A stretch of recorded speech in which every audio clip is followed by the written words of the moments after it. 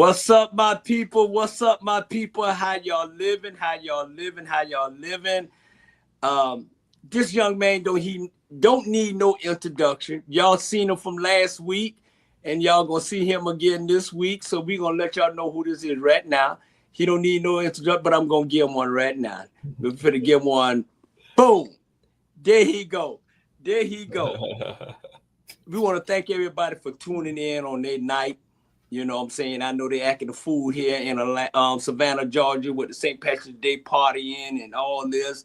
But I want to thank this young man, the one and only Dr. Jamal Toure, straight shooter, for spending a Sunday night with me. He looked like he ain't drunk. I don't know. You know what I'm saying? But I know good well that nut juice couldn't get him to him. So how you living, bro? How you doing, man? I'm doing fine, doing fine. And guess what? Tonight I had me a mango watermelon nut juice with the other little spices and herbs in it that give you that nut. Yeah. On this sweet Sunday night. This sweet St. Patrick's Eve here in Savannah, Georgia. Hey, is it sweet? It's sweet. And I told him, I said, kiss me, because I'm Irish. Woo. Oh. Hey, we gonna get funky. Funky. I'm like Irish Spring soap. I lather you up. He about to get started. Boy, do you straight shoot him in the tub? We gonna get, let me tell you right now. Yes, this is the Bernard Brown show, on Sunday night. But we can fit combine America After Dark and the Bernard show into one tonight. You know what I'm saying? We had to get that part one out the way. We had to bake the cake with part one. Now we finna put the icing on it. Ooh, Lord. Hey, straight shooter. Boom. There you go. We finna do it, y'all. How was your weekend, bro? How was your weekend? It was fine. No need to complain, brother. It's real. It's big. Savannah, when it comes to St. Patrick's Day, especially when it's involving a weekend, it's gonna be heavy here. So it's already started getting a little crazy. Traffic has been crazy here, and so starting like on Thursday. And so it's continuing, Friday, Saturday, Sunday. And so Monday is the day. So we're going to see people drunk all around, people falling out, other stuff like that. Even what they do on St. Patrick's Day, they're going to be giving the homeless people alcohol to the drink. So So it's all that. So we all good. We played safe. Yeah. And you're right. They act a fool. But let's go on. I'm gonna go ahead and get on with the show. Let's go with a question. I got a question. Mm-hmm. Why folks always so much all in the St. Patrick's Day, but can't put that same energy on the man that gave us the foundation, the man that died for us, the man that we can do what we can do? Why don't get that same energy to Martin Luther King Day weekend? Why don't get that same energy? B, I tell folks this, it's like a circuit. And the circuit is, I'll back up. At one time in the United States, there were 3 cities that allowed to-go cups, Vegas, New Orleans, and Savannah. Because Savannah tourism, no matter, people might think it's tied to history. Savannah tourism is not tied to history, it's tied to alcohol. Savannah learned early on that this is pre-pandemic, all this, long ago, decades ago, that people like alcohol, and you can build your tourism based on alcohol. And so that's what happened. That's why Savannah allowed to-go cups in City Market, River Street, downtown, all that, and now expanded it out to other places. And so now, what people going to do, it's like a circuit. You go to New Orleans first for Mardi Gras, then you come to Savannah for St. Patrick's Day. And I remember literally back in the 90s where people on the telephone telling, I'm in Savannah for St. Patty's Day. So it's like that. It's just like we going to New Orleans, for Mardi Gras. And then we go to Vegas other times a year for all. And so So Savannah is a part of the circuit that people don't realize. That's why we will have over 1 million people here in the city. You know, Yeah. I hear Yeah. because this weekend, that's what this is about. Mm-hmm. And then, but then you see on the King celebration, y'all ain't partying like that. King celebration, y'all ain't doing all that, you know. And so, especially, you know, because it's not here too, because it's not close to springtime too. You about that spring coming in, so it's Yeah. like, oh, you ain't got to worry about, because you know you do the King celebrations in January, and so it's kind of cold. So you can't be out there on the Well, street. true. You Yeah. can't go and show your breasts and and get some bees thrown at you. You know, it'll be too cold. You'll be frozen, frozen nipples and all that.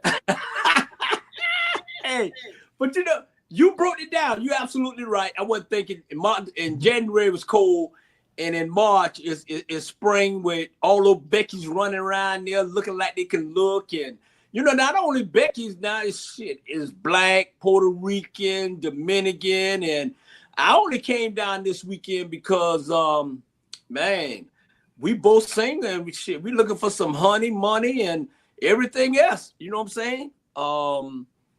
But you're right. I wasn't thinking about it. You're absolutely right. Mm-hmm. You see, that's why I got this young man here, straight shooter. You know what I'm saying? So for now on, that's your name, straight shooter.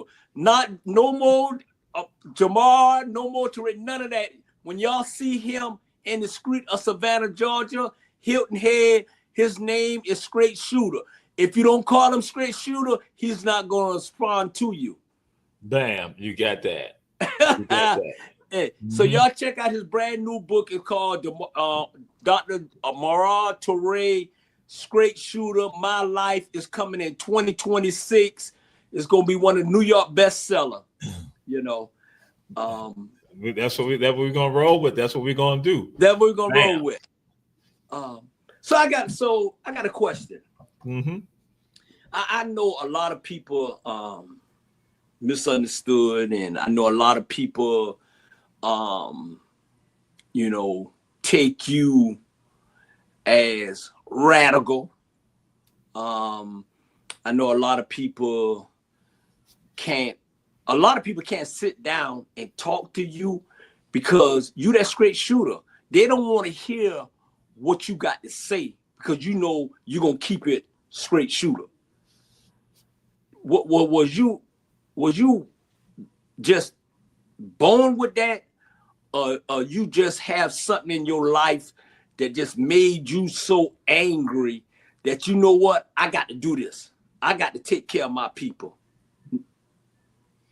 You know, I'll say that. Yeah, I was born like that, but then my entire world around me helped shape me like that. My entire world around me gave me a sense of pride, gave me love, made me understand who I was, and with that. Because they gave me love, guess what I'm supposed to do? I'm supposed to give them love back.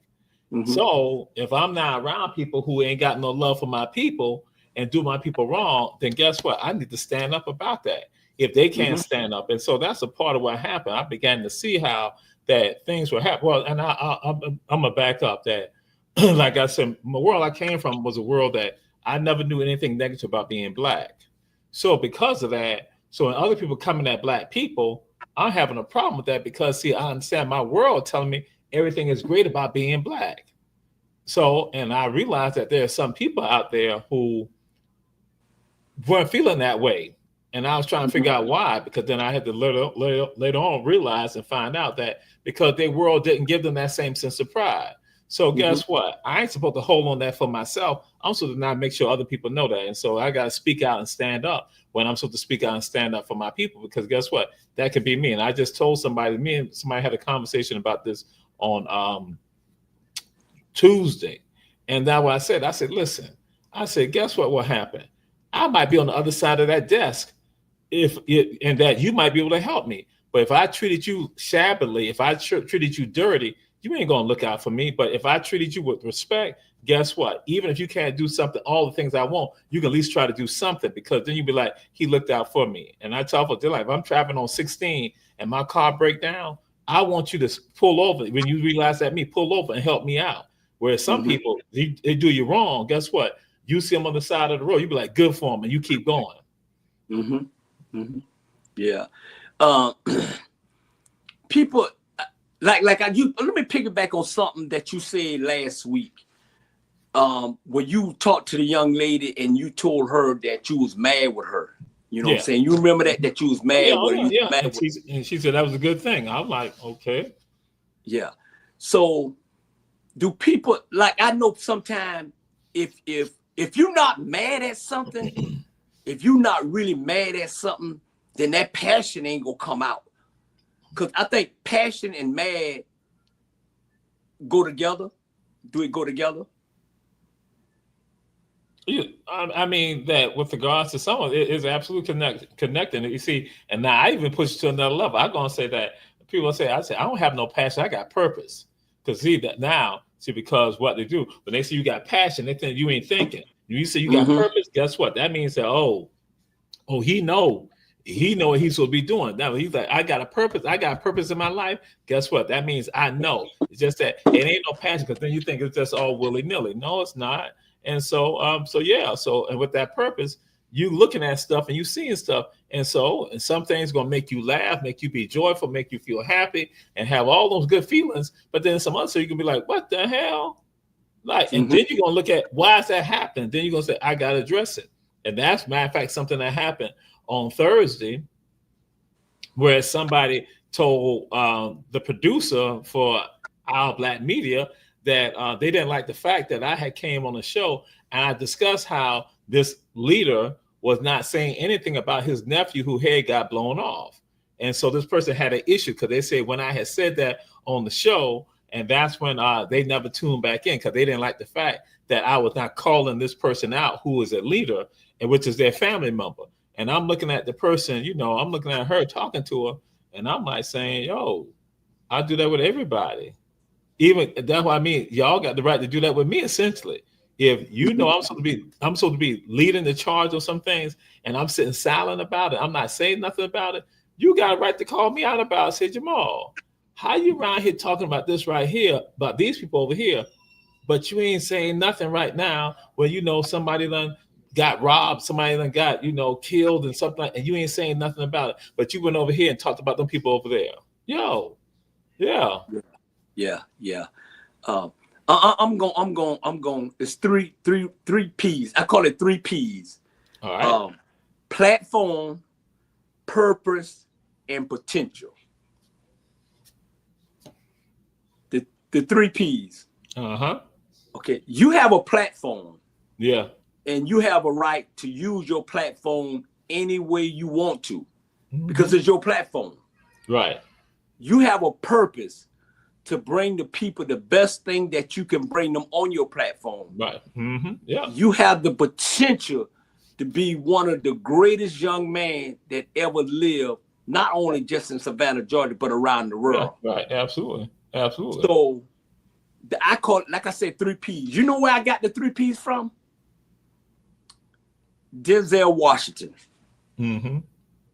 He said, platform, purpose, potential. And he wasn't at Colorado. He wasn't in Colorado, but he had the film. They had him on the podcast, and he was talking to the football group. And soon as I heard that, I thought about you in this interview, because you have a sense of, like I told you last week, E.F. Hutton.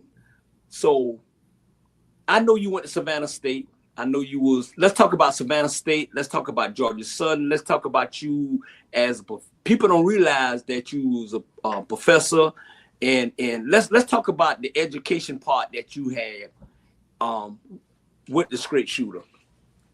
And I people tend to give credit to places and things like that, but I do give credit to, say, at Savannah State, and I say that because at a Savannah State, something that I realized that I could be me, essentially. Of course, there are going to be people that got issues with me, but guess what? But I realized the issues that people had with me were personal things. It wasn't based on the fact that I'm African American, because you go to other places, people just don't like you because you're African American. So So it ain't even not just personal. It's not now. It's the fact that you're African American. So, but at Savannah State, I ain't necessarily had to worry about that with regards to people like me, other students like me. Now some professors, yeah, I had that issue with some professors, but Mhm. with myself, and so and I'm there and I'm being a straight shooter. I'm giving my perspective about some stuff. And so some people looking at that, other students looking at that, and they were like, wow, like he got some thoughts. But then also it comes down to that. Also, I had some values. I had some Mhm. values that and that way you talking about that purpose that, I wasn't going to try to betray my people. I wasn't, it didn't matter. I'm not going to I'm not going to betray my people because I'm saying, Mhm. guess what? I'm one of them. I Right. don't see myself being separate from them. I'm one of them. And so I don't want nobody trying to betray me. So at Savannah State, so I got involved in student activism and other stuff like that. And that was a part of it. And again, and people didn't like it. I mean, people lied on me, and some of it like, and I'm some of the times I would go and say to people like, y'all think I'm that stupid? Y'all think I'm going to give somebody $4,000 to do a party? I'm like, and this back in the 80s now. I'm talking about that. Mhm. What the hell? I'm going to give them $4,000 to do a party? Are y'all crazy? It's like that's insane. Mhm. Just to throw a party. But then what the deal was, I understood that now here go people that were just going live, just to go and create rumors and other stuff like that. And I'm like saying, guess what? And that don't mean that because you do that type of stuff, that I'm supposed to forgive you. I tell folks, I said, check this out. God is the one to forgive you. I ain't gonna forget. You take Mhm. that forgiveness up with God. That ain't gonna be me. Mhm. That Mhm. I ain't gonna forget because if you did that to me one time, you have the potential to do that again. Not unless I really gonna see you make that change. So that was a part of it. Then I tell you what. Then when I went to Mercer, excuse me, for law school, and I'm there and I'm witnessing, I'm seeing stuff, and some of the same thing that people talk about that happened at Savannah State or at HBCU. Guess what? I saw the same type of stuff at Mercer. That you Mhm. in the long lines and other stuff like that, you trying to get your financial aid, and that's what my mind is hitting. Like, black people go and try to say that it's black people only like that, but I'm like, even in these Caucasian environments, they're doing the same thing. And then what happened? One day, a brother said to me, because it was a couple of us from Savannah there, and they questioned like how these brothers function about some things. And I'm looking at them like, okay, they witnessed some things. But that's why again, they were trying to be in that world because they're in that world. But here it is. I'm at Mercer. I'm wearing African hats. I'm wearing African clothing. I'm right there. And then I'm gonna tell you what was so astonishing to them that these Caucasians now, and that's why that's what has stuck with me.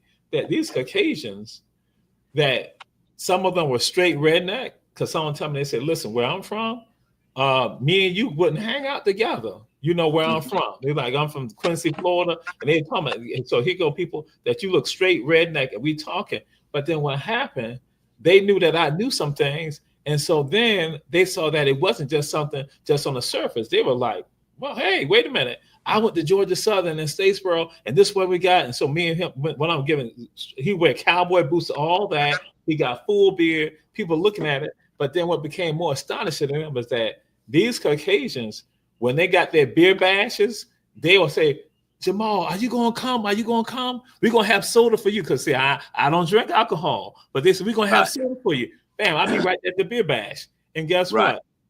I'm one of only two black people there. Sometimes I'm the only black person there at the beer bash with these Caucasians in this house filled with them. And they drinking also. I'm drinking soda. We talking other stuff like that. Then they go to because the Macon Braves used to be there. That was the minor league team there. They're like, want me to go to the minor league baseball games. Then they want me to go to the bars right there. And so people like looking, they're like, wait a minute. We know he's a radical. So they're gonna say he's a Yeah. radical, he's a militant, but they're like looking like, but wait a minute, why these white folks invite him out to be with? Why do we see him with them white folks like that? Why he Mhm. around there with them? And so what the deal is, I can be myself. All right.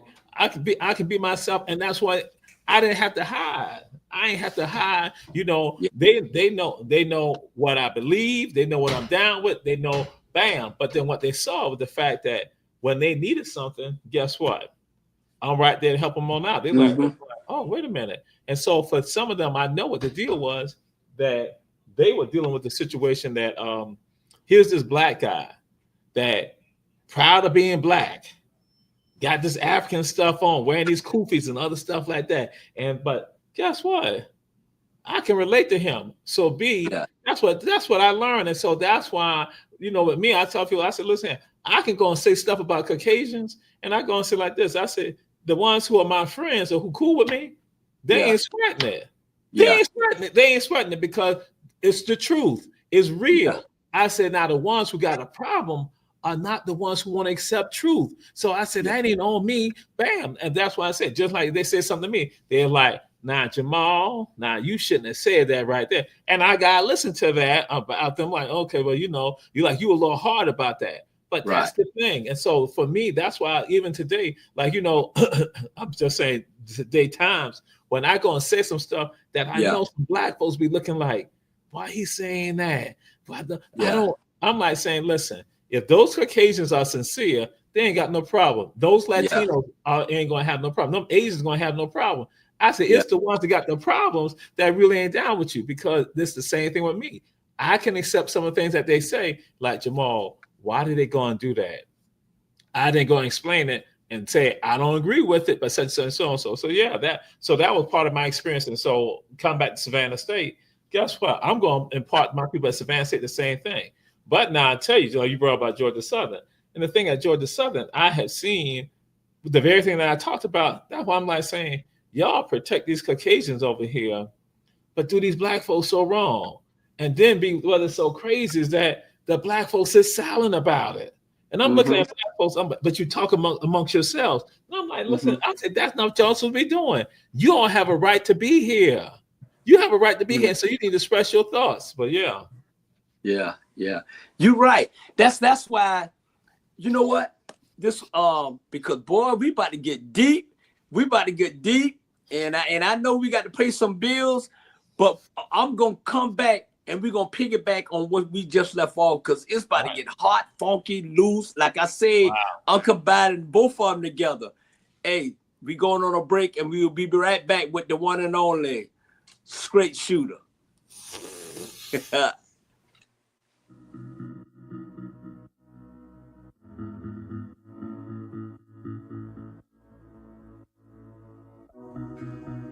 Savannah, are you looking for some of the best Southern soul food?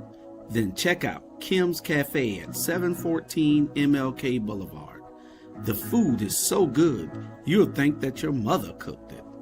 Located in the heart of Savannah, Kim's has a menu that includes breakfast anytime, lunch when you need it, and dinner so you won't have to cook when you get home. They also cater all types of events and can host your reserved event at the restaurant. Come see what everyone has been raving about. Great food, great atmosphere, and a great time. Kim's Cafe, 714 MLK Boulevard in beautiful downtown Savannah.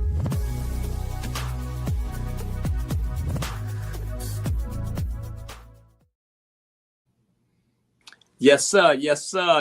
We here. Y'all check out Kim's Cafe. Trust me, the best food in the world.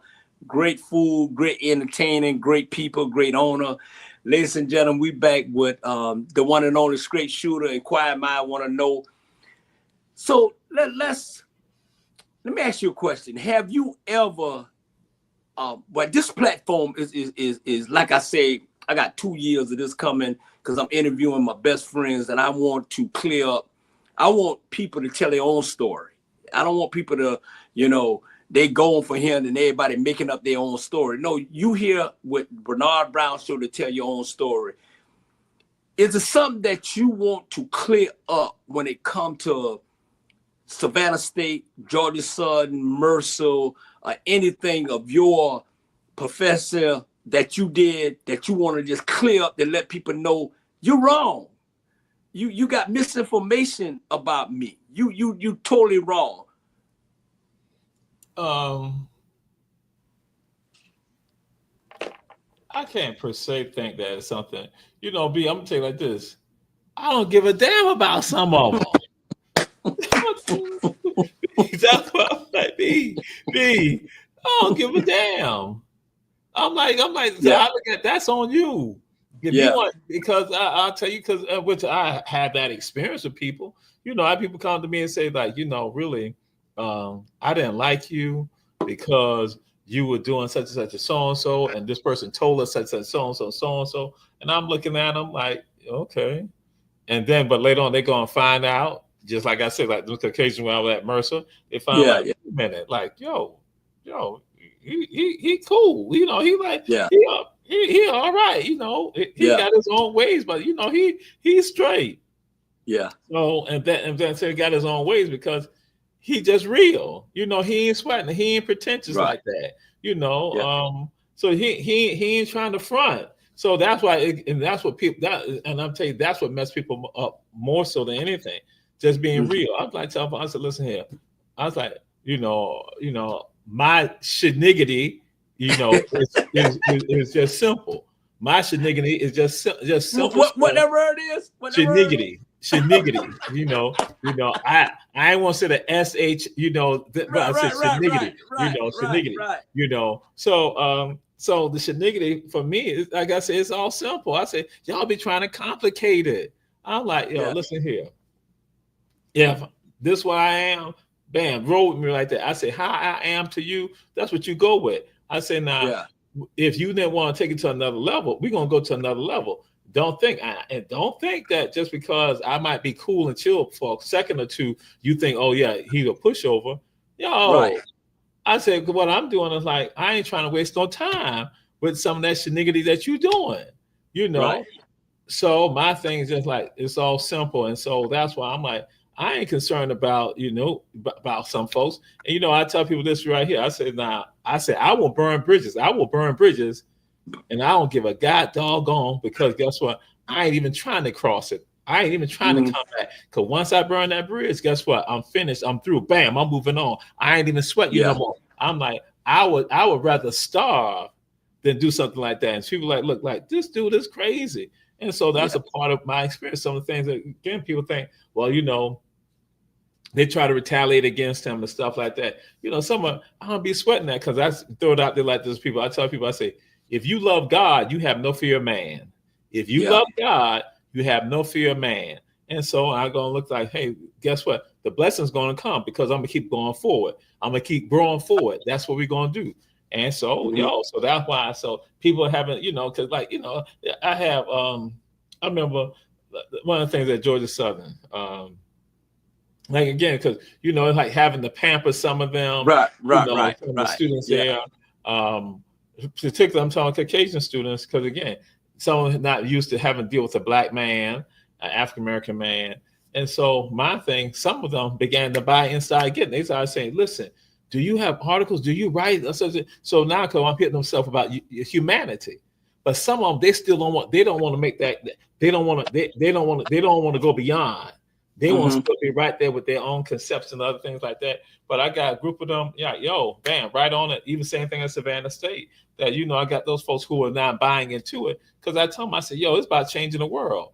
It's not about you being a leader for tomorrow, but it's a leader, you being a leader of today. And that you go and change the world, you make some things happen right now.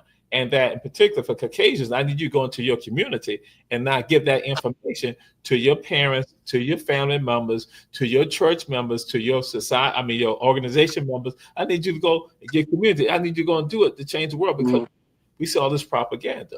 So some of my people, I ain't got to sweat that, because they understand where we stand. And no, they can count on me, because I tell folks, if you help make me who I am, I have an obligation to look out for you in the best way that I possibly can.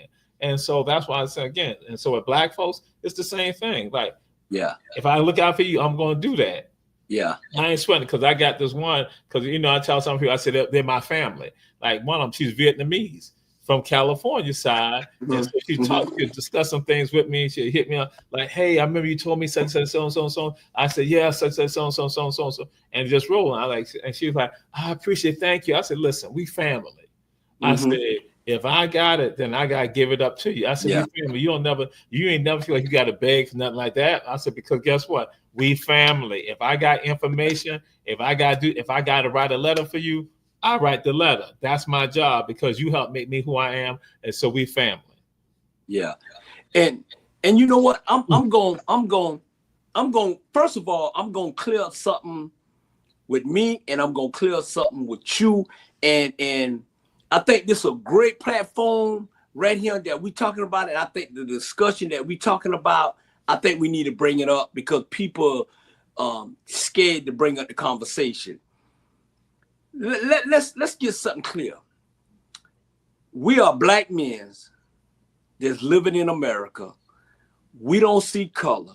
We got white friends, black friends. We got all kind of friends. And the reason why, and I'm gonna be, just me personally, I'm gonna say me personally than you. The reason why white folks embrace us and their family is because of who we are. We don't get rattled like black this, black that. No. We love everybody. And most of my friends, like I said, I got white friends, black friends, whatever. I can pick up the phone right now. And if I want to call one of my white friends, say, hey man, I need $1 million. They're gonna say, okay, hey, send me your cash out. Boom, they're gonna give it to me. And vice versa with the blacks. It's like we stop thinking that we pro-black. We pro-people. We pro-color. We don't see color. My mama didn't raise me like that. And I know your mama didn't raise you like. So stop putting that label on our ass that because what come out our mouth, it may sound racial, but it's not racial. We talking about we talking about the white folk, black folk, we talking about everybody. So do you feel the same way that I feel? And do you have to always trying to, it'll calm down for me a little bit of trying, I'm not going to explain myself about shit. I am who I am. So do you feel the same way? Now, for me, I tell folks, I have no problem seeing color, because that's what's right there. Just like I have no problem seeing, a female, because again, I say that's human, that you're going to see that. And then guess what? That female, that woman brings something to the table that I might miss as a man in my understanding and my thinking. That person who's Caucasian, they bring something to the table that I might miss. That person who's Latino, that person who's Asian or Native American, they bring something to the table that I might miss. And just like I bring something to the table too. And I said, that's how humanity is so to be. We supposed to be bringing stuff to the table. So I go and look at it and I see it and I go from there. And so, but for me, just like I know that there's evil all around. Mm-hmm. And that's why I break it down more like that, like people who are just straight up evil and don't have a concern for folks, And so I'll give you part of my background. I can't remember if I discussed this last week. A part of what I did for part of my life is that I was in charge of 2 homeless programs here. And so I was in charge of 2 homeless programs. And so what I share with folks is this, that so I had everybody, African Americans and Caucasians to Latinos, Asians and all that. And I had to make sure that these people were taking care of everybody. But I saw how the system was not taking care of them. And then the other part of this, like I tell people, I said that, listen, I said, I'm at one place, whereas I got somebody talking to me and she telling me, she said, Jamal, this is a therapist. I'm talking to my counselor. And I'm telling my counselor these issues and other things are going on. And she said, and then when I finished, I look over at the counselor and the counselor was sleeping. And I'm saying, what the hell? And then she said something to the counselor. So I said, I'm sorry. That the counselor fell asleep on her. And then, but the deal is, but these people were getting money off of these folks. Mm-hmm. So I'm watching this abuse go on. And so that's why I told folks, I said, listen, I said, y'all know that there are organizations here, nonprofits here who get money in the dark and not doing anything. And so I'm looking at it. And so I'm pretty much being a straight shooter. You call me being a straight shooter. I'm just putting it out there with everybody. Like, this is a problem. So for me, like I said, I go and look at it because that's what I had to do. I had to look at it and I have no problem. I mean, Caucasian friends, like I got my brother, who Julius has an issue with, my brother, Jack Salad from HVJ. You have an issue with Jack too. Jack lives up there. Me and Jack said we brothers for the longest. That's what it is. And so I put things out there, Jack will go like, bam, he likes it, he agrees with it, bam, and then he talk about how his daughters them and CNB. And now I go and tell people, I said, that's why we both understand that we're from Savannah. Yeah. He grew up in Bacon Park. I'm on the west side, and understanding and seeing it. So, and now when we talk about some things, he talked about how, hey, listen, I want to come back home and retire, but I can't do that because look at what we got going on with SCAD.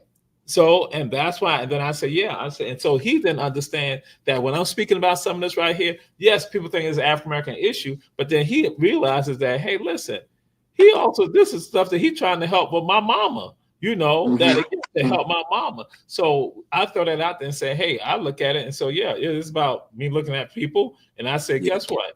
Because I'm African-American, I need to make sure I do look out for African-Americans first, because I see, I live in a world right here where nobody even care about them. And so, and like these people, when I charge these homeless programs, I used to tell someone, I said, listen here, your job is from 8 to 5 and you go home, you go back into Effingham County, on the Bryan County, or you go on the south side, you downtown Savannah, you're going to do that. I said, guess what? When I leave here, I see these clients in Kroger's. I see them in Kroger's. Then I said, guess what? If I don't see them in Kroger's, when I'm in Forsyth Park, doing something in Forsyth Park, I see them in Forsyth Park and they see me and they come talking to me about stuff. Then I say, guess what? If not that, when I'm driving down MLK, I see some of them arguing with their girlfriend or their boyfriend at the bus stop. And then sometimes I got to swing around like, say, yo, what's going on? What? Hey, they said so-and-so. So I say, I don't escape them. And not to say that I'm trying to escape them. I say, I see them all the time. And you know why I see them all the time? Because I know that can be me.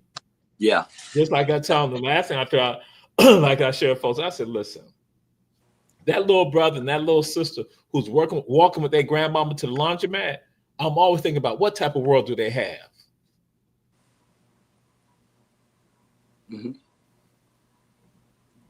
I was concluding on that, but yeah, I'm thinking about what type of world they have and what can I do to help that world? Because what's going to be the fate of that little brother and that little sister? Right. Because they and their grandmama walking to the laundromat, just for them even walking to the laundromat gives some indication of some things. And so then I need to make sure I'm trying to help to make sure that they got a better world. You're right. You're right. You absolutely right. And we're going to piggyback on this after this break. But we want to say thank everybody for tuning in. Share. This is the one and only Sunday night in America with Bernard Brown show. Keeping it funky, keeping it real. I got my brother, Straight Shooter. He done changed his name. His name is Dr. Straight Shooter.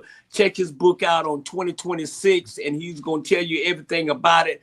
And this was coming up Sunday night. We're going to talk about Savannah. We're going to talk about Run and Tell That.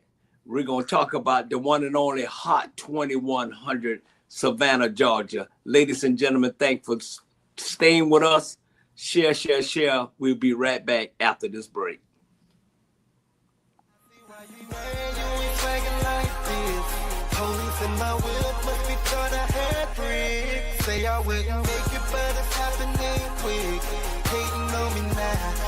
Hello, world.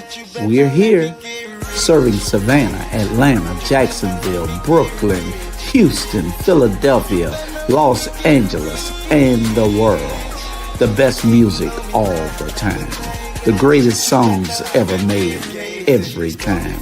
Tune in to Hot 2100 Savannah and get a taste for your ears. Hot 2100 Savannah, serving Savannah and the world.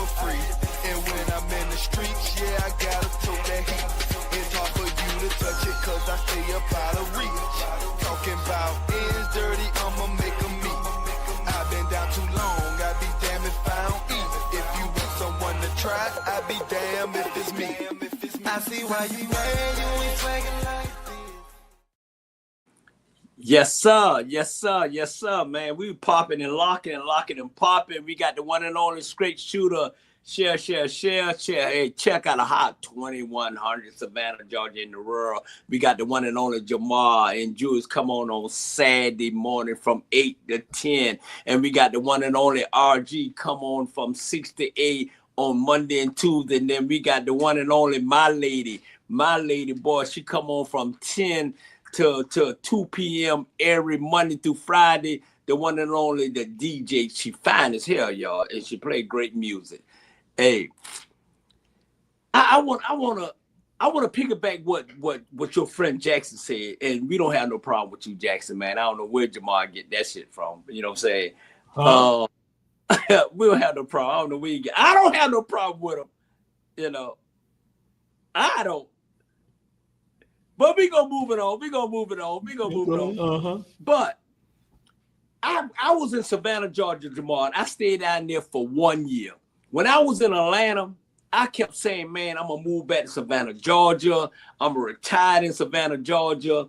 I'm going to spend the rest of my life in Savannah, Georgia. My wife had just passed away. And I said, babe, we got to move back to Savannah, Georgia.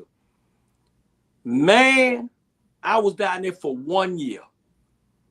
I will never in my lifetime move back to Savannah, Georgia. Number one, I don't know that place no more. Black people ain't like black people used to be. The city is not like it used to be. I mean, I raised so much hell down here, man. I had to leave because I didn't want to lock and pop and lock. And I like, you know what? Let me carry my ass back to Atlanta, Georgia, with my daughter, so I can, you know, I'll be honest with you, so I can feel safe that I can walk out my door and get in my car and don't have to worry about looking around who the hell gonna about to pop me. I'm just being honest, Jamal. I don't feel safe in Savannah, Georgia, because who I am and because who you are, and it's totally different. So let's talk about Savannah, Georgia. Let's talk about SCAD. Let's talk about what's really and truly straight shooter on the record. What's going on with Savannah, Georgia? Well, I'll say this right here. First, I got to take up for my brother. So Bernard Brown does have an issue with Jack. Julius Hall has an issue with Jack because we are warriors. Jack and I are warriors football. We were there when Bernard did what he did, and we all had to throw him across the field when he attacked one of our own from HBJ. So again, no matter what he tried to tell y'all, he and Judy's got an issue with my brother, Jack Silas. He got an issue with Jack Silas, but we're going to move on. And so Savannah is in a transition, and it's in a frightening transition that you see people who are doing all that they can in their power to lessen the number of black folks in Savannah. Savannah, majority black city, majority black city, and you got black people in charge. But they don't have a love for themselves. I would say like this, a love for themselves. You know, people, we could sometimes get it twisted and think that people love themselves. I'm like, no, it's not. They feel beholden to somebody else. And I tell folks, what we do, we have a lot of pets. See, because that's why I say, for me, guess what? And that's why I say when I say stuff, people don't understand. I don't say the magnitude of it all. That's why I say, I can look at somebody and say that person is Caucasian, that Caucasian brother right there, that Caucasian sister right there. They're like, brother and sister. I'm like, yeah, you know, I'm like, man, I gonna say that. Oh, I said that Caucasian is like messed up. I said that such and such, so and so. I said that black person is messed up. See, I have no problem calling all that out because that's why I'm seeing it. And so what we have here is that when you love yourself, I can see the people around me and I have love for them. But if you don't love yourself and you're a pet, you think somebody else is greater than you. And for you to be around them. So what do you do with pets? You pet them on their head, you know, you function like that. You know, you want their approval. But when you're a man or a woman, you don't need nobody's approval. Just have you ask me the question. I'm like, I don't be sweating about how some people feeling about me like that. If you think and I throw it out there, because some people feel that because if I associate with our black media, then guess what? They don't like our black media, then that means there's a problem with me. But then they're going to realize, like, you know, why you being with them? I'm like, yo, it's not that I'm being with them. I said, hell, they with me. That was, you better understand that they're with me, you know. and they see something about me, just like you see something about me. So guess what? So you can't criticize them like that. You understand that, hey, if you got an issue with them, that's you with them issue. Don't put that on me. When I not an issue with them, then that's what happens. Just like me and you can have an issue and they can't necessarily jump in on that. And so in Savannah, we got leadership here, Caucasian and African American and Asian, that are beholden to other people who got money. And that money is about trying to get rid of black folks out of the city. So then that way it's just a tourist city predominantly, and that they not control the purse strings. And so, but again, I said, but when you love yourself, you look out for us. We had a black mayor here. We've had a black city council. We've had a black clerk of council, a black city manager, a black police chief, a black fire chief. We've had a black DA. We've had black county commission chairman. We've had all that right there. And black folks still in poverty. So what that goes to say, I'm saying that's not applying to all of the black mayors or the black city council members or the county commissioners, but it does apply to some of them when they don't advocate for black people. That is a problem. And that's the majority of the population in the city. And then in the county, we're nearly 50% of the population that's in the county. And so, and I back up and share this with you, that see, it's not even Savannah right now. If there's an event that is held over in Pula is a municipality for those y'all checking out the show, that's here in Chatham County also. But there's like they do a Sunday event over there, and you go over there, you basically see Latino people and Caucasian people over there. And the black folks will tell you what happened, because this happened last year, that what occurred was that when they had the black folks there, they put the black folks in the far area. And I'm seeing some people I'm like, yo, what's up with this? Why is what they call the cultural corner tucked away all the way from where the main stuff is at? And I'm looking at them, and they got black folks in charge of some of this. And I'm looking like, are y'all not, Latinos? And I'm like, what? This is a problem. So I'm saying something about it. And so here go the people, pretty much, they're acting like, why Jamal bring this up? Why he doing that? And guess what then happened? One of the people from the county, because again, it was tied to the county. One of the people from the county, he comes over to him and say, why they got y'all over here? Y'all should be on the main area over there. And so they counted and say, Jamal, he said the same thing that you just said. I said, right. I said, when I'm speaking about this right here, other people, y'all trying to make it seem like something. No, I'm saying, I'm looking at, yo, I know my value here. I know what time it is. So that's why I spat it out. And that was like, matter of fact, was doing a King celebration weekend, last year. So I'm saying this to them. And so then they're going to see some other stuff that happened the next month. Now, when it's tied to Black history, now the vendors don't want to come out because it's the Black history. I'm like, yo, check this out. We are 40-something% of the population here in Chatham County, and y'all don't have our presence out here. I say, yes, it's fine to have Latinos out here. That is great. That is good. I said, but guess who should be out here too? Black folks should be out here. I said, but y'all gonna try. And I said, guess what? Because it's the county, that means that we're spending money in the county. The money for the county is coming from us. It's Black people. So, and I throw all that out there to say, listen, that's what's happening here. You got Black leadership that's not standing up because they feel that it's going to offend Caucasians. That's what that's one thing. They feel that it's going to offend Caucasians. Two, the other thing, they think that Caucasians are smarter than them, got more insight than them. Three, they have a degree of self-hatred, don't have any self-love for themselves. So you throw all that together, then you let that happen. So then you have something like SCAD comes here. SCAD comes, and like I told some people on Tuesday, I said, listen, SCAD had a proxy buy of a building here that had people that were senior citizens that were had physical challenges and had mental health challenges also. So they were in this high-rise apartment. But then the proxy coming buys the building, not had the people evicted or dispossessed, had them out. And then guess what? Some of the people wound up homeless now on the streets. Where they had this place, and then SCAD now has an apartment for them. And so I'm like saying, come on now, we got to assess that type of stuff and be real about it. But instead, you want to be pat on your head, say that you're doing a good job, or like we like you, or you able, like I said that I'll let your people audience know that I said this decades ago. I said, you know, we got elected officials here, black elected officials here, who are just happy to go to the Italian club, to the yacht club, to the, you know, and just and have drinks with them and hear them talk about what the plans are, as opposed to them not stand up to the place and say, no, this is what we need to have in Savannah. So that's why, yeah. So I got to be out there speaking out, because again, like I said, I do see stuff and I speak out about the stuff because I'm like saying, no, because it's not about me, it's about us. Mm-hmm. Yeah, and you're absolutely right. I know I got a special guest in the backstage, but really? in the back, and but I want to say this here, Jamal. I want to say this here. One of my best friends in the world. We've been knowing each other for, we've been knowing each other for close to 40-something years. He told me when I was in Savannah, Georgia, straight up, he said, Bernard, let me tell you this here. Y'all done had all these black meals and everything in Savannah, Georgia. He said, us white folk, we ain't the problem.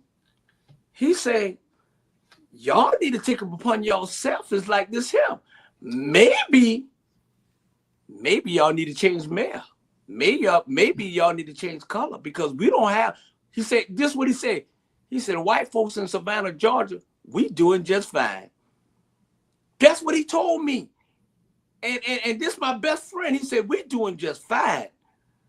He said, until y'all learn how to get along with each other. He said, I'm being straight shooter. Y'all got majority blacks on y'all city council. What they doing? You got about 2 people on there that doing something, Bernetta and Alicia. And then when Keisha was paired. So you tell me, why y'all looking at us? Y'all need a wake-up call. And I'm just being straight up honest of what he told me. And you know what, Jamal? I couldn't say nothing to him because he always been straight with me. And I didn't know when he told me, I seen what he meant by me staying out there for 1 year. By me staying out for 1 year. So I'm going to throw this question at you, and then I'm going to bring the guests in. Why those folks down there at City Council is selling the black folks out in Savannah, Georgia like that? And it go with the number one people, because you know I don't like it, and I'm going to say it, VJ. Why? What's the problem? What did these people do to them that they can't help these people? Because I done told you what the white folks feeling. Well, what I tell again, it's like when you don't have a sense of pride in yourself. You know, we tend to think that folks have pride, when I'm like, in actuality, it's not pride. With pride, you have no problem doing for people. You know, and and so that's what happens. And then you have people groom for that, because that's what happened. People groom folks like that. People train people to function like that. And these people have had people training them like this for decades. And that's why I tell people part of the issue. And I throw it out there, it's not just a Savannah thing, it's across the entire country. You have generations of people who get groomed. As people like to talk about young people, I'm like, listen here, some of them young people are groomed to be like who they are right now today. And that's what happened. Some people were groomed to be like that, and they groomed them not to have that sense of pride. They groomed them to feel like they always got to they got to compromise. And some people say there's some things we don't have to compromise about at all. And that's what happens. So that's what we do. We deal with people who have been trained and been groomed not to either love themselves or stand up for themselves. And when I say stand up for themselves, I'm talking about standing up for people, our people in general. You know, and not to love them, but then to be more holding, like I say, having a pet mentality. You know, guess what? I sit at the table as a human being, and I sit at the head of the table as humanity. You know, I don't go there like I'm a beggar or anything like that, and I don't need to have no title position for me to sit at the head of the table. I got the fact that I am a lover of God, the Most High, the Creator, and that's why I understand my importance and my value, my purpose. Yeah, and you're right. And you know what? It's like, you know, I removed the guests for a minute because this is heated conversation. And you know what? One thing about me and you is like we Leos. And you know how we unapologetic, we unfiltered, we outspoken, we no limit, You know what I'm saying? We for our people, no matter what color it is. And not that we talking about them, but we're talking about them. I mean, I get to a point where I was like, you ain't gonna mute me for what's the truth. And you like that. You not gonna mute you because you telling the truth. A lot of people don't like to hear the truth. And that's what's going on in Savannah, Georgia. That's why Savannah, a lot of people don't like to hear the truth. And at the end of the day, y'all can go around here and celebrate, you know, St. Patrick's Day and do this here and part of this, but you still got people ain't got no water. You still got people homeless. You still got a crime problem. You still got all those folks. If you go, all those folks on a Geechee Road staying in no hotels, they staying in a hotel because they ain't got nowhere to go. You push all the homeless people out on the south side, whether they white, black, or whatever, on the south side, so they can't be downtown Atlanta where you got these folks from New York done stole everything that y'all got. You got people done in West Side done stole everything that you got. And then you talking about we got a problem. Y'all got a problem because y'all fool. Y'all are getting fooled. And then you got all these longshoremen. I'm sorry, Jamal, but I'm going to have to keep it real. And I know this your interview. And, brother, we feel the same way. You got all these damn longshoremen, got all these different houses and different wives and all that because y'all making that money. But y'all ain't putting none of that money to help Savannah, Georgia community. All y'all want is some ass and have a neat family. I'm going to keep it real with you. I'm just going to keep it real. Yes, sir. You're correct. Yeah, and you know, that's one of the things that we have said, said to people for decades. Yeah, you're absolutely correct. Yeah. And you know what's so crazy, Jamal? I left Savannah, Georgia. Hold on, let me bring him in. I left Savannah, Georgia almost 46 years ago, right? Mm-hmm. And what I just said, Jamal, how I know all that, and I've been going for 46 years. You know how I learned all that, Jamal? In 1 year that I was down there. And I went around and I was watching and I'll tell you, I was with Keisha all the way, the next mail, Savannah, Georgia, all the way. We bust our ass to make it happen, but they turn around and then put this little, you know what? So it's like I can't sit on your show and let you talk about my brother like that. That's my brother. I know it. And at the end of the day, you know what I'm saying? We're gonna bypass that. But we're gonna bypass that. But James, stop. James, you don't eat on this show, James. Let's clear it up. Get rid of your food. Wipe your mouth. All that. This the Bernard Brown show. We have the one and only straight shooter interviewer. I wanted to bring this young man here on like I did my other guests, and it was more like I did it for a reason because they already say I'm biased. They always say although our Black Media Network boys, they stick together, they planning and they be saying this and saying this. So I don't give a damn what they say, Jamal. We are who we are. You know what I'm saying? Ain't nobody doing what we doing when it comes to our community and around the world. So I want to bring this young man on here that he's a straight shooter like all us. Let me unmute him. To take over the rest of the interview. And we'll go from there. But like I said, Jamal, everything that you we cleared up was straight shooter. Ladies and gentlemen, I just want to say, hey, you seen a different side of this young man. So when you see this young man in Savannah, Georgia, y'all give this brother a hug. Y'all give this brother love. This brother this brother don't see color. This brother see just life and family. And y'all check out his book in 2026 called Straight Shooter, Why I Am a Straight Shooter. I done changed that book so many damn times. Ladies and gentlemen, let's bring the one and only, my brother, our friend, the one and only Judge Ike. Take over, Judge Ike. Thank you very much. I want to, little bullet point here. I haven't had anything to eat all day. running back and forth to the doctor's office with my wife. She had an appointment. I had an appointment.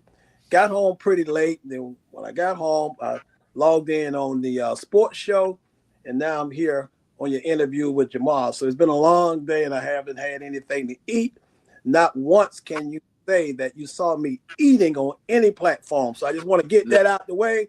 This is no anomaly. This is not something I do all the time. So I just want to clear that up for your fans. I don't want them to think I come on the show eating all the time, because I know how you messy, funky, and they might think that. Hold on, let me clear something up. Ladies and gentlemen, the Bernard Brown show have just ended. Now we bringing in the America After Dark with Bernard Brown, funky, messy, the one and only Judge Ike. Now you can go ahead and say what you had to say. Thank you so much, sir. I didn't know whether you had me on mute or not. But no, everybody heard you. I was on your show about 2 weeks ago when you interviewed Julius. And I believe I told you, I said, I don't know if I said it on the show or I said it backstage. When are you going to interview Jamal? My wife and I, we strolled through the YouTube at night because we both up all night. And Jamal, I'm looking at you all the time on YouTube. I pull up when you're doing your tours. I pull up when you was on, I think it was WSCV, when you was standing there and doing the weather.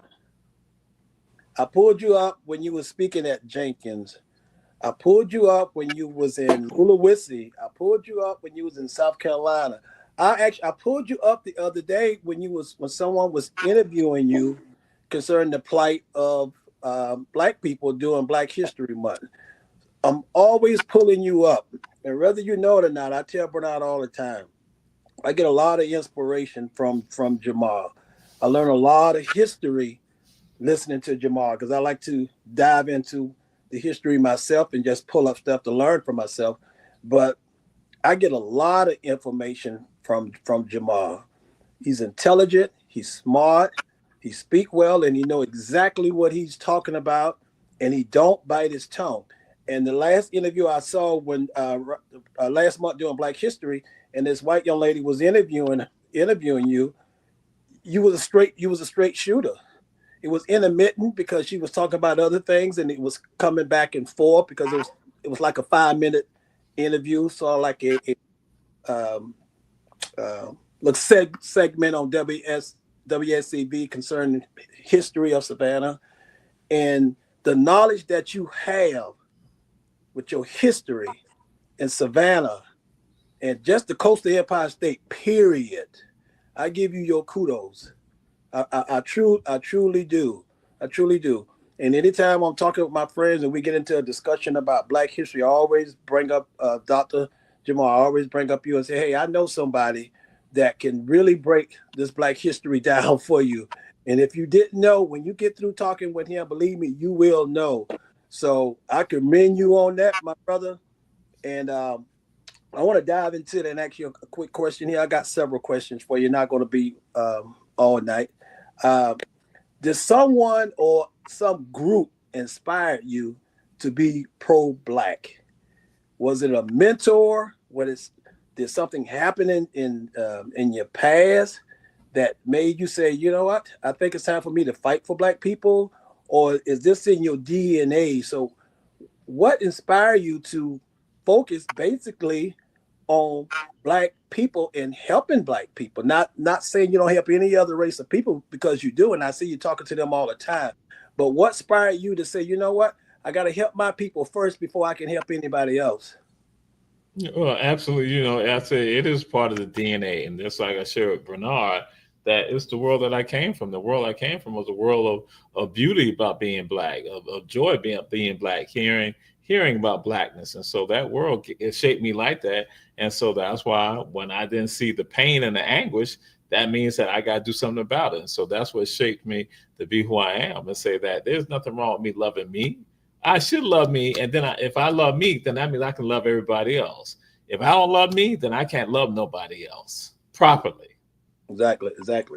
But what inspired you to be a professor, to actually study Black history at Savannah State? Is those same dynamics of people or group or mentor, did they inspire you to become a professor at Savannah State because you knew the history so well? And like you say, it's in your DNA. Was that something that you wanted to do? Well, it began, tied to that, continuing the legacy. Give the others who coming behind you what you got, and so that was a part of it. And so for me, it was just like going forward on that train ride to go and do that train of liberty of victory. You know, again, liberation, all that. Bam, making that move to do that. So yeah. Okay. So how long you knew that you wanted to be in that field as a professor? Was it high school or? Well, it wasn't necessarily saying looking at being a professor or anything like that. It was that just knowing that I wanted to be a voice for people, you know. And I said I had that since I was a child, because again, like I share, folks, I and I'll back up and throw this out there to you. I tell people, when you grow up in a place, you see things as a child. Then you go to school in the place, you still see those same things as a child who's not in school. Then when you finish school, you now go on off and you do your own thing or do what you want to do. You still see the same thing. Then what happened? Then you get married and then you have children, and so you're raising a family, and so or you have a family, and so you see the same things. And then guess what? You become a grandparent, and you see the same old issues. So at some point, somebody should be saying, yo, this is not right. This is insane for us to still have the same experience. I had this experience in 1970, 1980, and guess what? I'm not experiencing the same issue in 2025. So that's the world that shaped me. That's why I'm saying all that right there comes into place saying, hey, you got to be a voice for the people, which I tell people is all divine. That came from the Most High. It came from God, sending that through me for me to do that. So that's what it's about. Okay. Yeah. Hold on for a minute, Jane. Hey, I want to thank everybody for tuning in. I want to thank y'all. Hey, like I said, we got the one and only straight shooter, and then I brought the one and only Judge Ike. He's got the second part of this interview, and I want to tell y'all we got to pay some bills, so we'll be right back right after this break. Need your garments cleaned with care and with a professional touch? Then bring them to One Price Cleaners in Garden City at the Old Farmers Market on Highway 80. Service you can count on.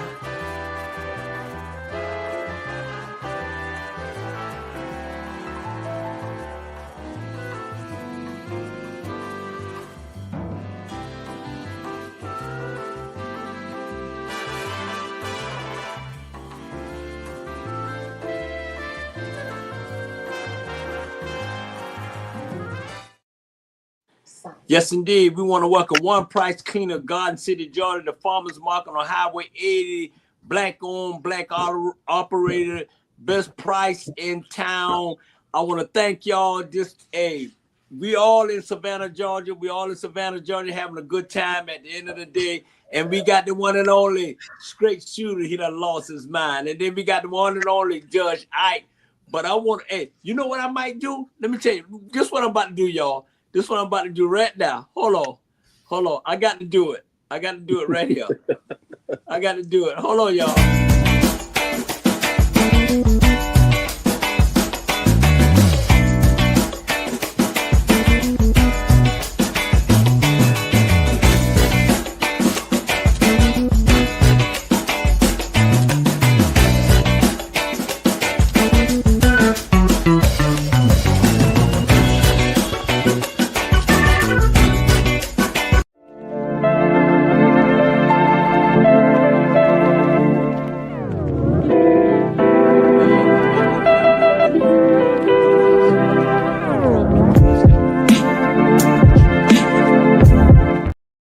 There you go. We done switched up now. Now go ahead and get funky, get loose, get messy. Welcome. We back.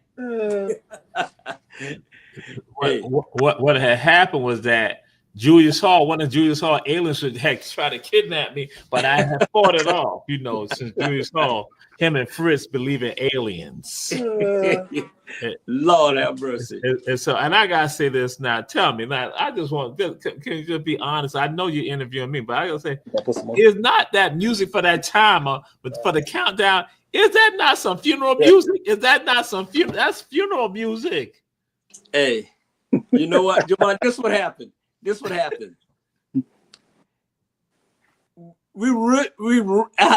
get it right now. Let me get it right. You know what I would say this here? We unwind, we rewind, and we gonna relax your mind. Hot 2100 Savannah, Georgia. That's what that is. Hot 2100. There you go. So we're gonna go with part 2, part 3, and I think we got about a good maybe 20, 25 minutes. And Judge Ike, you can continue your interview with the one and only straight shooter, my brother, outspoken, unapologetic, let me see what's the word, motor mouth. All y'all want to call him. Y'all don't call him anything. Y'all call him nut juice. He don't have a woman. I don't have a woman. We done switched up to America After Dark. We want somebody that's going to get us funky, messy, wet. You said I don't have a woman? Jamal, you got a wife. Jamal, no. We know my beautiful sister-in-law right there. We ain't saying you. All right. There you go. Because don't put words in our mouth. Jamal, tell her, don't put words in our mouth. Hey, she's sitting next to me, and she the one who told me to pose that. No. It's me and Jamal. Go ahead. Him and Jamal. Okay, yeah. Jamal, sometimes when people decide to do something, they can put their whole heart in it, and it doesn't work out. And we probably know people like that was inspired to do something, went to school to do something, and for some odd reason, it could be family life, tragedy, something took place where they no longer could pursue their dreams. And I pose this question to you. If you wasn't a professor, what would you be doing? If your dreams had got derailed from being a professor. and I don't want to make this an emotional night, so I'm sorry.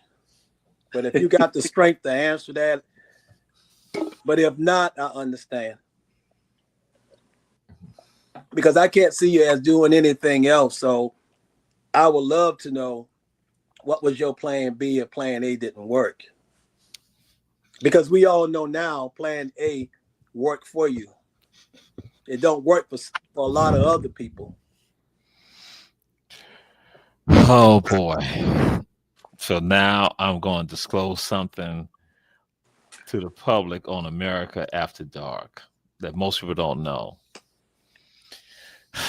What I would have wanted to be doing, I would have wanted to be in adult films.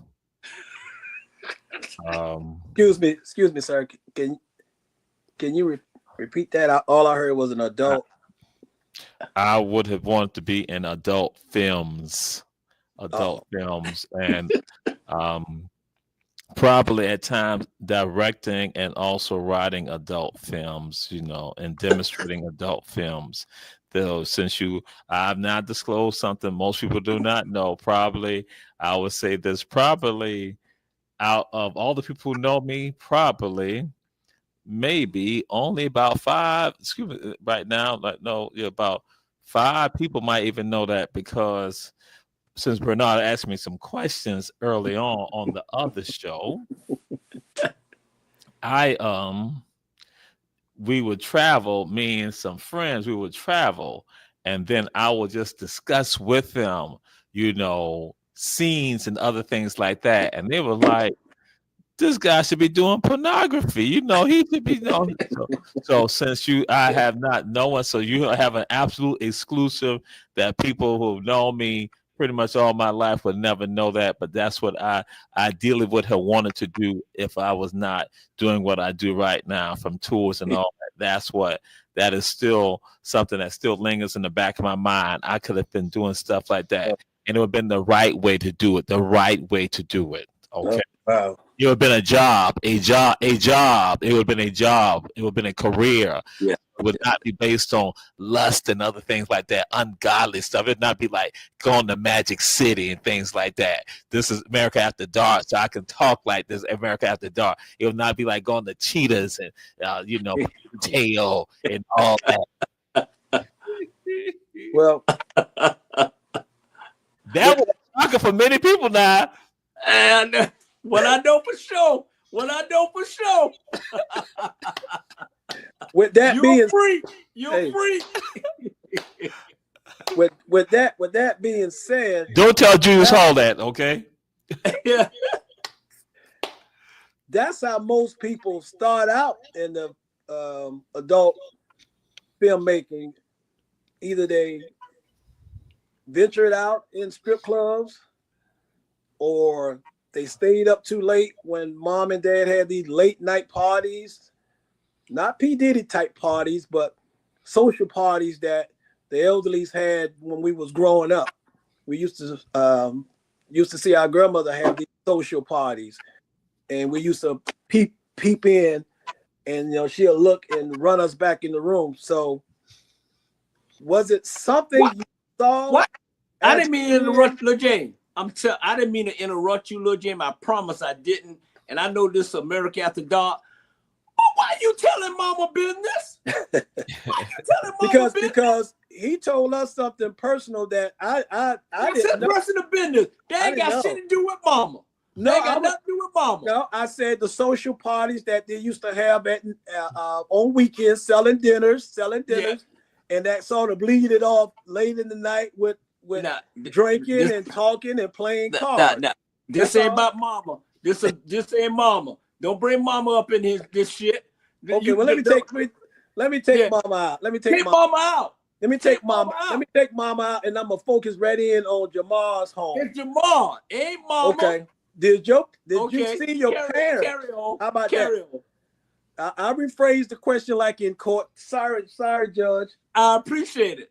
Thank you. Judge Ike know how to phrase it. In your home, when your parents, if they did have social parties, did you see something at the party that interested you as a child that wanted you to get into adult filmmaking? Because that's just not something you sit around as a kid. Most kids think about being a NFL or NBA player.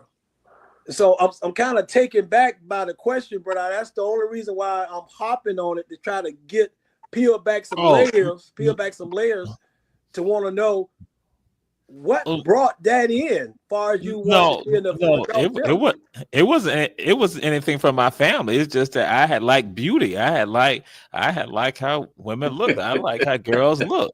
So it was nothing like that, and understand how love making sex is all part of nature. It's all natural. So that was it wasn't nothing like that. No, Miss Sally never touched me. So she never touched me. It was just that I had liked how Miss Sally looked. So I said I want to get with Miss Sally. She 25 years old. I'm 5 years old. I like Miss Sally, So I'm like, I said, I can't wait to get older so I'd be with Miss Sally. Yeah. So nowhere in between that you didn't think about, well, what if I decided to be a pageant host versus an adult? You went to the extreme. You bypassed being a pageant host and several other things you could have done before you actually get to the adult filmmaking part. Now, you want to be a producer and a writer. I can understand that, because you could have ventured off in any avenue. So I'm just trying to get my head wrapped around what made you want to do adult films versus doing animation, doing sci-fi movies, You just went straight in. No pun intended. Because it was just exciting. It was exciting. It was like that. It was like such a good sensation. Hey. Okay. Hey, Well, I'm yeah. gonna move on. I'm gonna Yeah, move more. on. Hey. I'm gonna move on for that, but I'm gonna still stay in that field, so to speak. Yeah.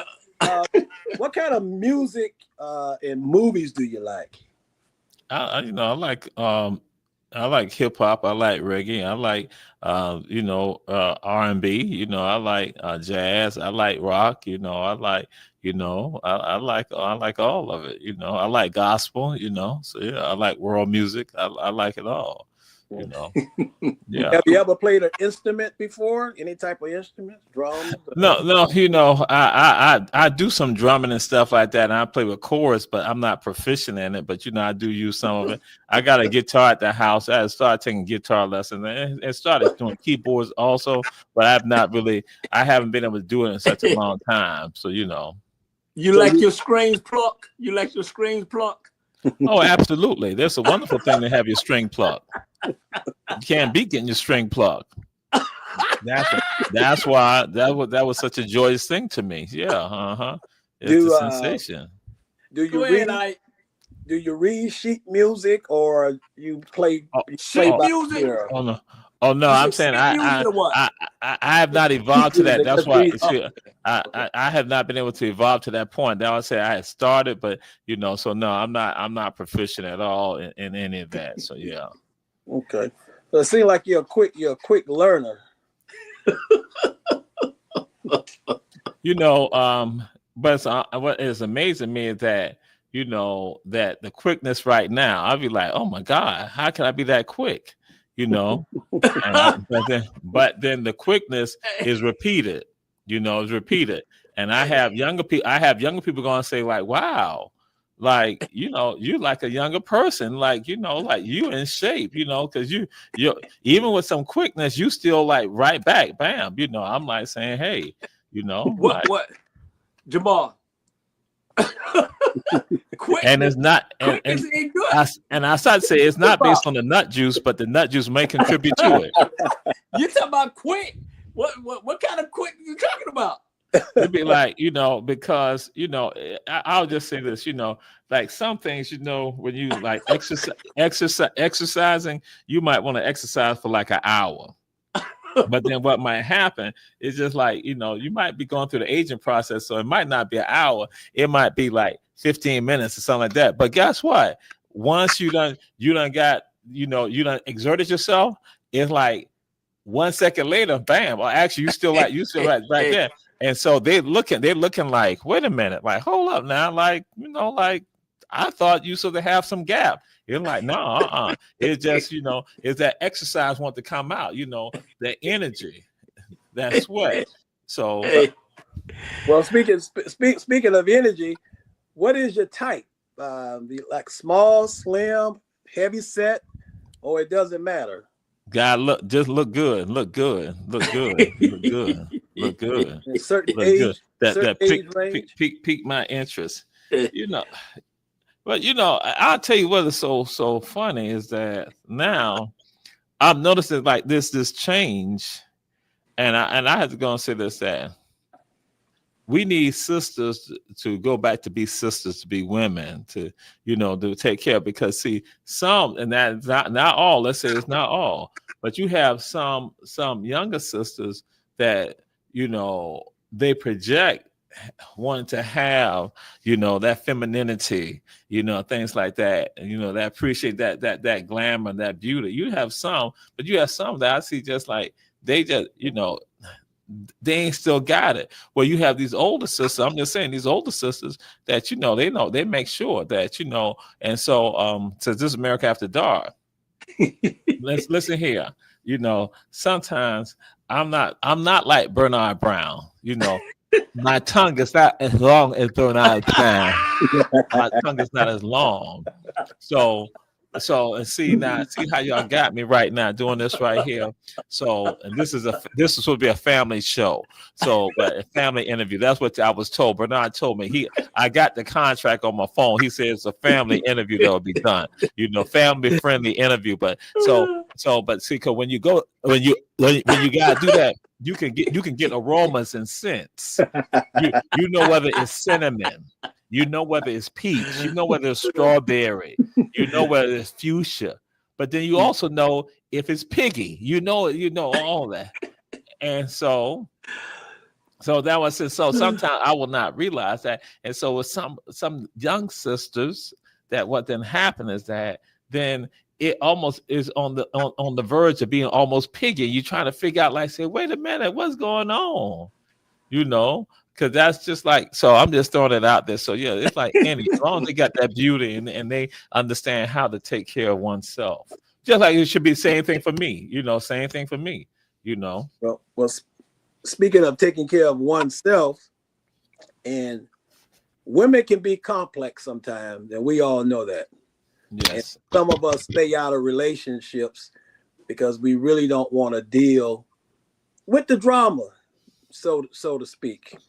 And that's in marriage or occasional casual relationship or a long-term relationship. Women can be complex and they expect a lot out of us, but we rarely expect anything out of them. So my question is, do you think a woman need to be submissive to her man?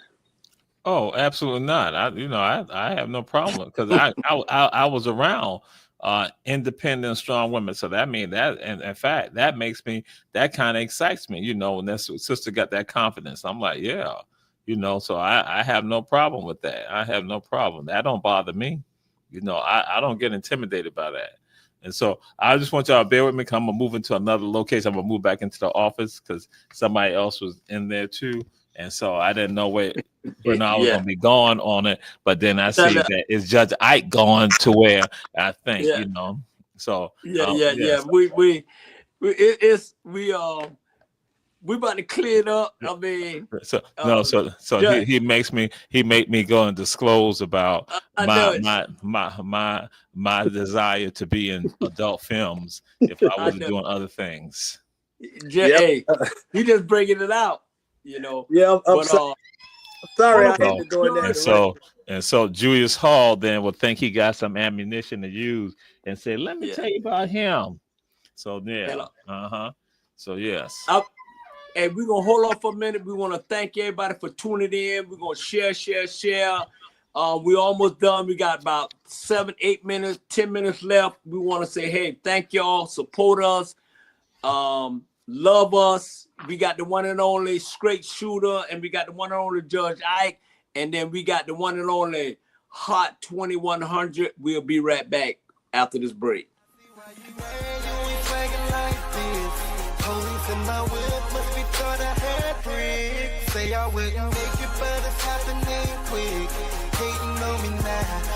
Hello, world. We're here, serving Savannah, Atlanta, Jacksonville, Brooklyn, Houston, Philadelphia, Los Angeles, and the world. The best music all the time. The greatest songs ever made, every time. Tune in to Hot 2100 Savannah and get a taste for your ears. Hot 2100 Savannah, serving Savannah and the world.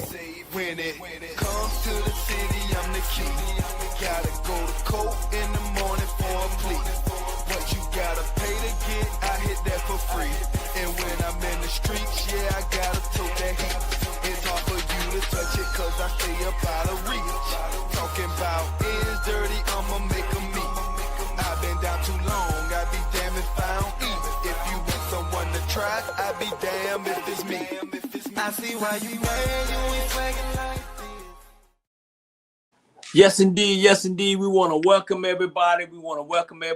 Thank y'all for hanging out with us on a Sunday night. We had a Bernard Brown show / America After Dark. We want to let y'all download the app Hot 2100 in the world. We got the one and only Jamal and Juice on Saturday from 8 to 10. We got the one and only RG from I think from 6 to 8 on Monday and Tuesday. And then we got the one and only, my sister, fine as hell, the best GJ in the world. She come Monday through Friday from 10 a.m. to 2 p.m. You got to check her out. She must see TV, must hear radio. Ladies and gentlemen, we almost done with this. Man, I had slash, and then we got Jamal, straight shooter. What you got to say? I need to clear something up for Judge Ike and for you also and to your audience. You know, I got to clear something up. I want you to understand, I am a virgin. I am a virgin. Understand, I am a virgin. I don't know. I was going to lean into that with my next question. Okay. JB, how many questions you got left, JB? This is the last one. Last one. Okay, go, Jay. Yeah. Judge Ike. My brother was married for 30 years. Beautiful. I don't want to go so deep into it because I don't want him to start crying. 30 years of marriage. Beautiful. 30-something. And all those, within those 30 years, I was right there with him on that track. And up until the day she went on to glory. And it was a awesome experience just knowing her. And I got so many tips from my brother concerning marriage because I've never been married before. And I don't know whether you've been married before or not, but I know you have kids. So my question is, are you willing to, is marriage off the table? And if not, what are your do's and don'ts that you want if that ever comes again or for the first time? Marriage is not off the table at all. Marriage is natural. That's what's supposed to happen. Companionship is a natural thing, and marriage is the highest level of that human interaction. So no, that's not off the table.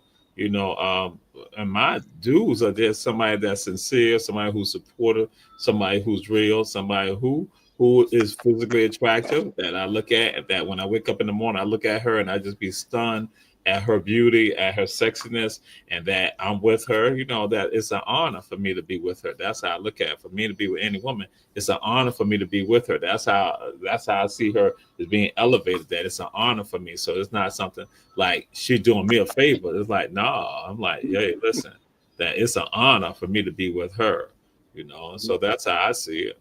Yeah. And I think waiting is worth to preserve. And I waited 22 months before I got married. So I truly understand what you're saying. In order to receive someone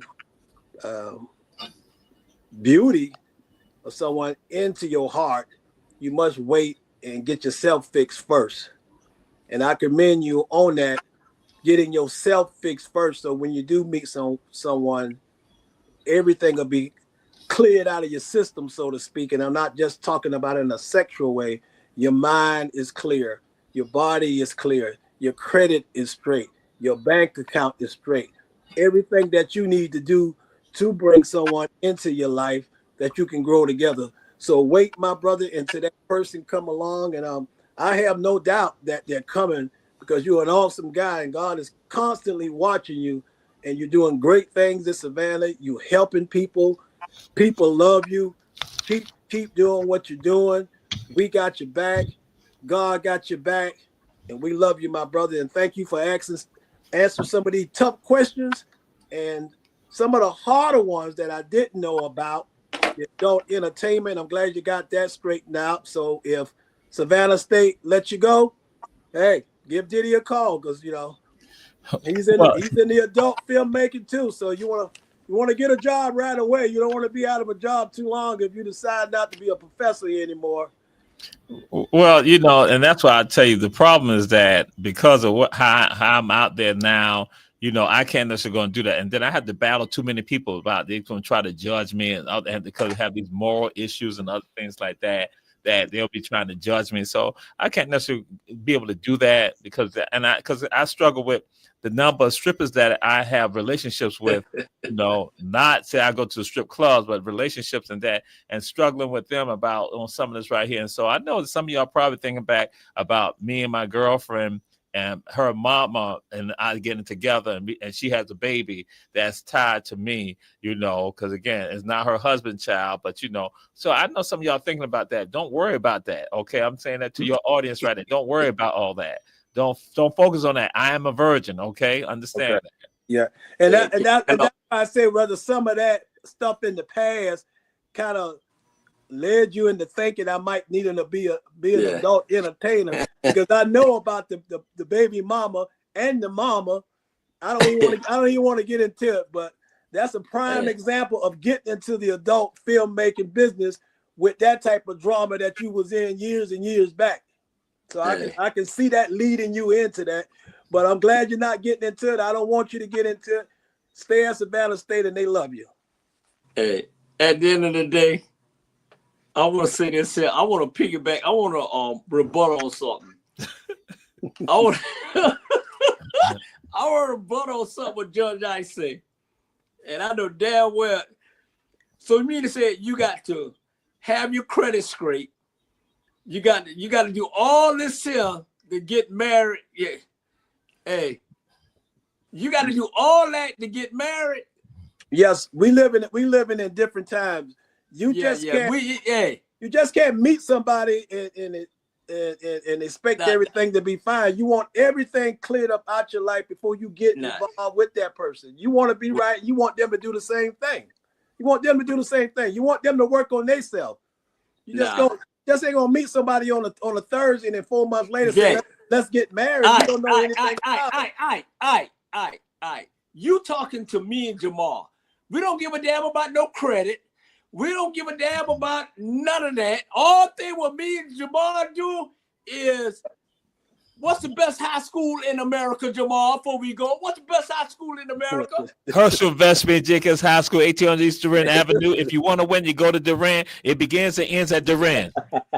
And there you go. Hey. I love y'all. Good night. That's it. That's a...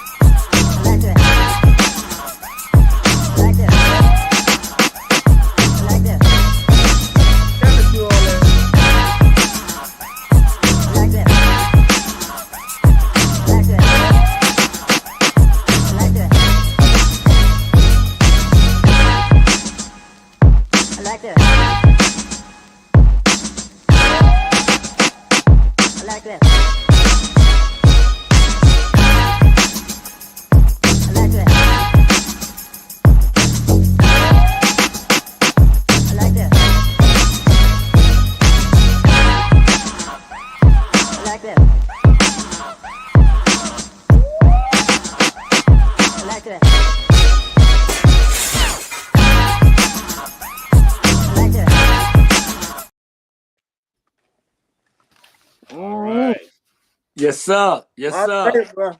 Raise the roof on that second interview. Hey, great. Hey, we went from. I didn't see the first one, but he interjected some energy in that. Yeah, there you go. Because it was America After Dark. We split it up. Hey, America got some good stuff tonight. Hey. So and now I said I'm gonna have to do a clarification and rebuttal, but like saying, listen here. I said so please don't go and tell my girlfriend mama what I said. I know it. You're gonna need a sweeper. Hey, you gotta clean this stuff up. Great interview, great show, Jamal, man. We appreciate it. Great job. I gotta go teach these badass kids. I appreciate y'all. All right. I'll see y'all this weekend. All right, much love. All right. Love y'all. Love you. Love you too. Okay, brother.